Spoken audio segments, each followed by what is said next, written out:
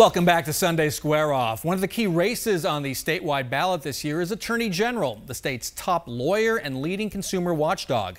Republican Mark Brnovich is running for a second term. His likely Democratic opponent is January Contreras, a former prosecutor, former Department of Homeland Security administrator, and longtime aide to former Governor Janet Napolitano.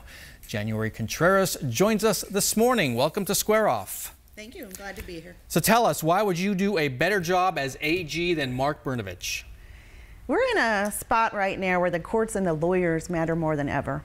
And we need an attorney general who is not just committed to public safety, which I am as a former county attorney, a former assistant attorney general, but also who's willing every day, committed to putting people before partisan agendas and before corporate agendas.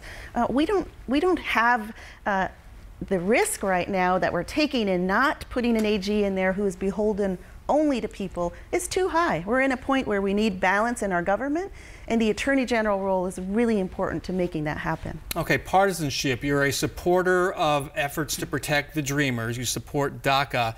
Couldn't that be viewed as a partisan stance? I think when we're talking about people, and anyone, and people who've grown up here, people who live here, people who sit next to us in church and work and in our neighborhoods, it rises above partisanship. And it really is a reflection of us as Americans, as Arizonans. What do we want to do to create opportunity in our state for young people? And there are laws, and we have to enforce those laws. I mean, I have a history of doing that.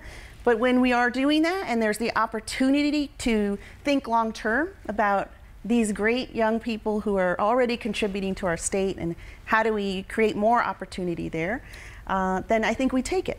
So you're AG, you have, say, a Republican governor and a Republican legislature. What would you do about DACA in the face of that kind of opposition to DACA? As Attorney General, what kind of steps would you take? Well, I mean, I'd make sure we're not targeting them, that we're not targeting their rights and their ability to be productive here in Arizona. The courts already took care of one of the actions that Mark Brnovich was after. You know, we spent 6 years wasting taxpayer money trying to keep driver's licenses from Dreamers. And Brnovich appealed that all the way to the U.S. Supreme Court. Now, finally, the courts have said you can't do that, put a stop to it.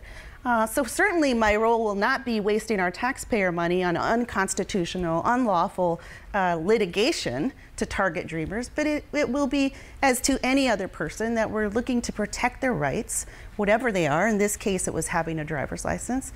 And again, making sure that we're protecting people and the opportunity that exists for people and the ability to be safe and not targeted. There's an interesting showdown right now between the governor and legislature and the cities over regulating dark money.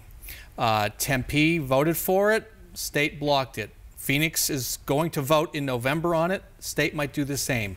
What would you do as Attorney General to protect what the cities have voted for or not?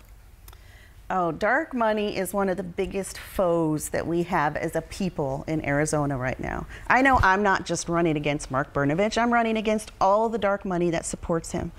These cities, I mean, Tempe voters passed by 91% a mandate that there will be no secrecy in big donors. Of course we should be upholding that.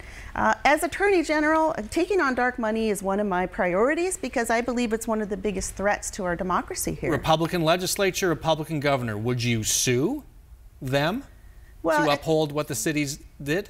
I think the cities will be litigating these issues on their own. They don't need the Attorney General to do that. But where the Attorney General comes in is it is our responsibility to take on corruption.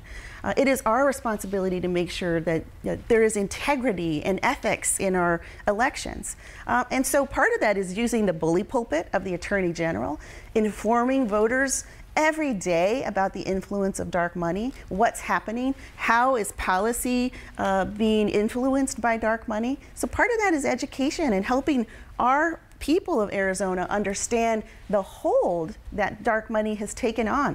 And you know, right now we have an opportunity to support this dirty money initiative as well, so that we can be not recognized by Newsweek as the state that's singularly legislating secrecy in donor elections, but that we can be ensuring transparency instead. All right, January Contreras, thanks so much for joining us. Best of luck. Thank you.